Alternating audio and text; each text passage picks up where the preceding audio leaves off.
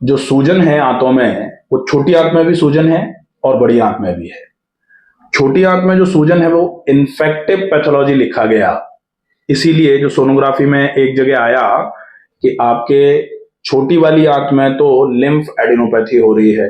Lymph adenopathy मतलब जो छोटी वाली आंत में लिम्फ नोड्स होती हैं वो सूज रही हैं, और उनके सूजने का कारण होता है कि जैसे बचपन में अपन ने कभी देखा होगा ना कि पैर में चोट लगी अंगूठे में, तो यहाँ पर जो इंग्वाइनल नोड्स हैं वो सूज जाती हैं, या फिर यहाँ पर जैसे कुछ खट्टा खा लिया तो यहाँ ये सूज जाती हैं। ये इन्फेक्शन की वजह से सामान्य तौर पे होता है। आंतों में इन्फेक्शन हुआ जिसकी वजह से आंतों में लिम्फ नोड्स जो हैं वो सूज गई हैं। साथ में बड़ी आंत में भी इन्फेक्शियस कोलाइटिस करके आया है। इन्फेक्शियस कोलाइटिस, कोलाइटिस का मतलब बड़ी आंत में इन्फ्लेमेशन, कोलोन मतलब बड़ी आंत, तो बड़ी आंत में इन्फ्लेमेशन में 5 साइन आएंगे। एक तो बड़ी आंत में सूजन है, दूसरा बड़ी आंत में गर्मी रहेगी, तीसरा बड़ी आंत में लालामी रहेगी, चौथा बड़ी आंत में दर्द भी फील होगा। जो बड़ी आंत में दर्द है तो यहां से ये दर्द रहेगा, ऐसे ये हो सकता है, ये हो सकता है, और सामान्य तौर पर ये वाला हिस्सा जो है ना, बाईं साइड में नीचे की तरफ वाला हिस्सा जो है पेट का, ये भारी भी रहेगा और यहां थोड़ा दबाने पर दर्द होगा। ये हो गया। अब इतने पे ही कहानी रुकी नहीं है। ये जब रहा तो इसकी वजह से जो भी खाना पीना खाया गया वो पच नहीं रहा अच्छे तरीके से, पेट में भरा रह रहा है। उसकी वजह से हेपेटोमेगैली जो माइल्ड थी वो धीरे धीरे करके मॉडरेट हो गई। मतलब लिवर जो थोड़ा सूजा हुआ था पहले, वो लिवर थोड़ा सा और साइज में बढ़ गया। अगर हेपेटोमेगैली बनी रही तो ये पाचन की व्यवस्था और खराब होती रहेगी, और अगर पाचन की व्यवस्था खराब होती रही तो फिर हेपेटोमेगैली जो है ना, ये और बढ़ करके मॉडरेट से सीवियर हो जाएगा। उसके बाद फिर फाइब्रोसिस होना चालू हो जाएगी, वो फिर लिवर के लिए दिक्कतें क्रिएट हो जाएंगी बाद में। पेट से संबंधित जो समस्याएं होती हैं, इनमें मूल जो लक्षण होते हैं, सबसे पहला, चूंकि आंतों का काम ही है खाने को पचा करके खाने का शरीर में लगाना, और बड़ी आंत का काम है जो बेकार का बच जाए उसको बाहर निकालना। ये 3 काम हो गए। खाने को पचाना भी कुछ काम है आंतों का, एब्जॉर्ब करना भी काम है आंतों का, और एलिमिनेशन मतलब बड़ी आंत का काम है निष्कासन। ये तीनों ही रुके, पचना भी रुका, अवशोषण मतलब शरीर में लगना भी रुका, और एलिमिनेशन मतलब निष्कासन भी रुक गया। तो पेट साफ नहीं हो रहा, एक बार में साफ नहीं हो रहा, बार बार जाने के बाद भी सेटिस्फेक्शन नहीं मिल रहा, ये सारी चीजें अपने को मिलेंगी। अब इनको करने के साथ साथ, अब जैसे ये मिल रहा है इसके साथ, अब पाचन तंत्र से अपार्ट आपको क्या क्या प्रॉब्लम्स लगेंगी। वजन कम हो जाएगा, हीमोग्लोबिन कम हो जाएगा, B12 चेक कराओ कम आएगा, D3 चेक कराओ कम आएगा।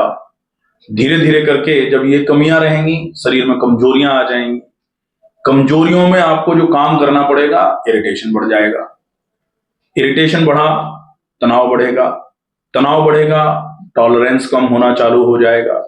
सहन शक्ति जिसको कहते हैं ना, कि पहले तो हमसे कोई कुछ कह जाता था तो हम परेशान नहीं होते थे, और अब अगर हमसे कोई कुछ कह जाता है तो छोटा होता है तो कुट जाता है, और अगर कोई हमसे सीनियर हमसे कुछ कहता है तो हम परेशान रहते हैं पूरे दिन।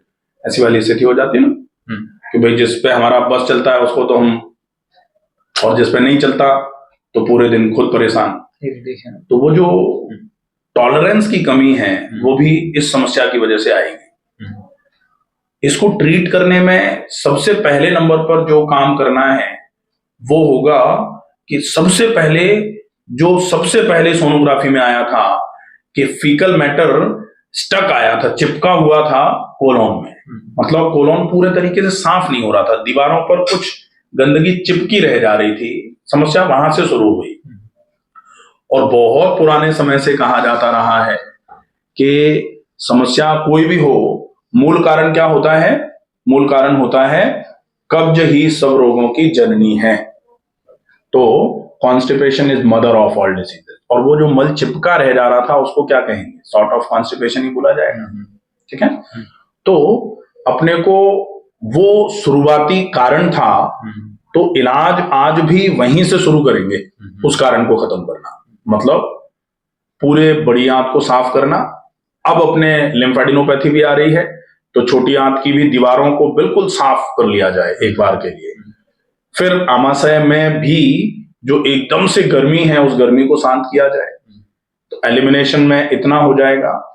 अब अपन कहेंगे कि पहले से ही हम तो कमजोर हैं और गंदगी निकलेगी तो कहीं वजन तो कम नहीं हो जाएगा। डेफिनेटली हो सकता है आधा किलो 1 किलो और कम हो, क्योंकि जब कुछ निकाला जाता है तो कुछ निकलता ही है। जब वो निकल के तैयार हो जाएगा शरीर, जब शरीर बिल्कुल साफ हो जाएगा अंदर से, तब फिर जिसको डिटॉक्सिफाइड बॉडी बोला जाता है, वो जब हो जाए, क्लीन बोला जाता है, अंतः शुद्धि जिसको बोला जाता है, वो जब हो जाएगी, उसके बाद दूसरा प्लान होगा, वो होगा न्यूट्रिशन सफिशियंसीज। तो न्यूट्रिशन का जो लॉस हुआ है अभी तक, वो न्यूट्रिशन पहुंचाना। अब कभी कभी ऐसा होता है कि न्यूट्रिशन तो पहुंचाया जा रहा था, लेकिन जो हम पहुंचा रहे हैं वो बॉडी में एब्जॉर्ब नहीं हो पा रहा। तो जो एलिमिनेशन है, एलिमिनेशन के साथ में हम एब्जॉर्प्शन की कैपेसिटी भी बढ़ा लेंगे। और न्यूट्रिशन ऐसा नहीं कि हम जब शरीर साफ हो जाएगा तो टूट के पड़ेंगे, जैसे होता ना कि हमने दिवाली पे घर को बिल्कुल खाली करके अच्छे तरीके से पेंट कर दिया और बाद में जो सारा सामान जो भर के हमने बाहर निकाला था, वो पूरा का पूरा सामान लाके कचरा बचड़ा सब दोबारा भर दिया, तो फिर तो पेंट कराने का कोई मतलब नहीं निकलता।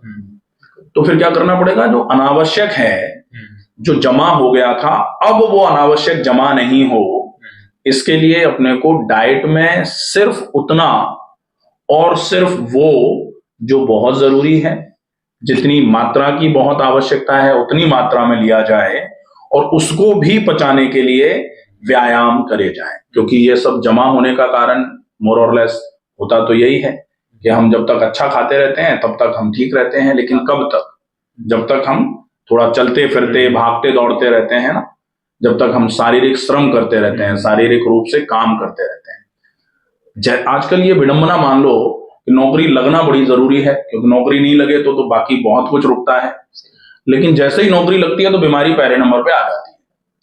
कारण नौकरियां ऐसी लग रही हैं कि बैठे बैठे पूरे दिन काम करो। अब सवेरे शाम जो टाइम होता है वो परिवार को देना, यहाँ आना वहां जाना, घर के काम बाहर के काम, तो वो काम जो आप मोटरसाइकिल पे या गाड़ियों में बैठ बैठ करके इधर से उधर जा रहे हो, तो वो जो काम अगर बाय चांस हम थोड़ा शारीरिक रूप से चलते फिरते भी करते रहते। बीच में एक समय चला था कि जब टहलने के लिए लोग दूध लेना जाना चालू कर दिया था लोगों ने, कि दूध लेने जा रहे हैं चलो टहल के आ जाएंगे, तो पैदल जाते थे 1 आध किलोमीटर 1.5 किलोमीटर तक जाके पैदल और फिर लौट के आते, कुछ ठीक था। लेकिन आज वो भी लोगों ने बदल लिया, वो भी गाड़ी से जा रहे हैं। तो जो लैक ऑफ एक्सरसाइजेज हैं वो एक बहुत बड़ा रीजन है। कम से कम पाचन तंत्र की समस्याओं के लिए तो मान के चलो, वैसे तो हर बीमारी का कारण व्यायाम की कमी है, सेडेंटरी लाइफस्टाइल। तो सेडेंटरी लाइफस्टाइल को ठीक करना भी जरूरी है।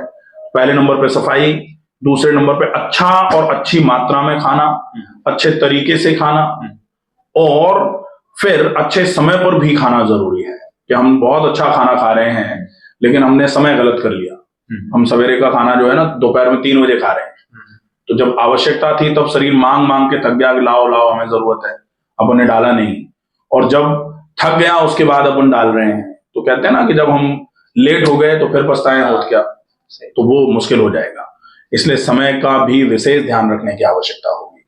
अब जो भोजन हमने पहुंचा दिया अच्छा, अच्छे समय पर, सही क्वांटिटी में, सही तरीके से, सही कॉम्बिनेशन का भोजन हमने जब पेट में पहुंचाया, उसको भी पचाने के लिए हमको कुछ मेहनत करनी पड़ेगी। क्यों? क्योंकि भोजन तो शरीर में पहुंचाया ही इसलिए जाता है कि आप काम करो, तभी तो वो भोजन लगेगा। भोजन भर लेना केवल शौकिया रूप से कि हम तो बादाम ही खाएंगे या हम तो अखरोट का हलवा ही खाएंगे, और फिर बिल्कुल पड़े ही रह गए, बिल्कुल कतई हिलना ही नहीं, तो फिर वो बादाम या अखरोट का हलवा पेट में पड़ा पड़ा सड़ेगा, हाथों में चिपकेगा और फिर हाथों में सूजन कराएगा। ठीक है? तो आवश्यक है कि आप कैसे भी करके अपने रूटीन्स में सबसे पहले नंबर पर क्लीनिंग, दूसरे नंबर पर डाइट और तीसरे नंबर पर एक्सरसाइजेज, ये तीनों चीजों को प्रॉपर तरीके से फॉलो करो। और जब ये तीनों फॉलो हो जाएं, इसके बाद फिर लाइफस्टाइल में कुछ चेंजेस करने पड़ेंगे। अब जैसे शरीर का वजन जो है ना, बिल्कुल ही हड्डियां निकल गई सारी। थायराइड भी चेक कराया है, थायराइड ठीक आ रहा है। तो थायराइड अगर ठीक आ रहा है, नहीं तो जनरली क्या होता है, हाइपर थायराइड में भी एकदम से वेट कम होता है, और इसी तरीके का वेट कम होता है कि ये पूरा बिल्कुल ऐसे हो जाता है, ये हड्डी पूरी निकल जाती है, ये हड्डियां निकल गई, वजन बहुत कम हो जाता है। लेकिन उसमें क्लियर होता है कि TSH कम आता है, T3 T4 ज्यादा आ रहे हैं। अगर वो नॉर्मल आ रहा है ये रिपोर्ट देखा, तो अगर थायराइड नॉर्मल आ रहा है तो डेफिनेटली फिर ये जो रीजन है वेट लॉस का, डेफिनेटली पाचन तंत्र की समस्या है। और पाचन तंत्र में अपने जो आंतों में एकदम से सूजन आई है, उस सूजन की वजह से खाना एब्जॉर्ब ही नहीं हो पा रहा, और खाने का एब्जॉर्प्शन रुका है शरीर में। जैसे कहते हैं ना, लगता नहीं है। तो खाने का लगना अगर बंद हुआ तो फिर खाने से कोई खास मतलब नहीं निकलेगा। ठीक है, तो इसको प्रॉपर तरीके से अगर सही रूटीन में डाल करके फॉलोअप पर रखा जाएगा तो ये सारी समस्या धीरे धीरे करके बिल्कुल क्लियर हो जाएगी।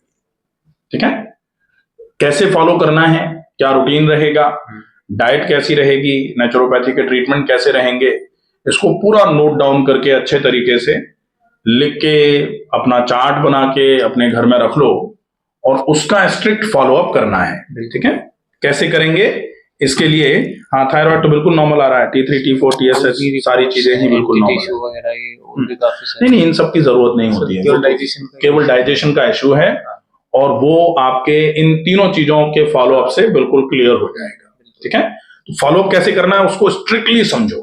ठीक है, प्रॉपर तरीके से देखते हैं।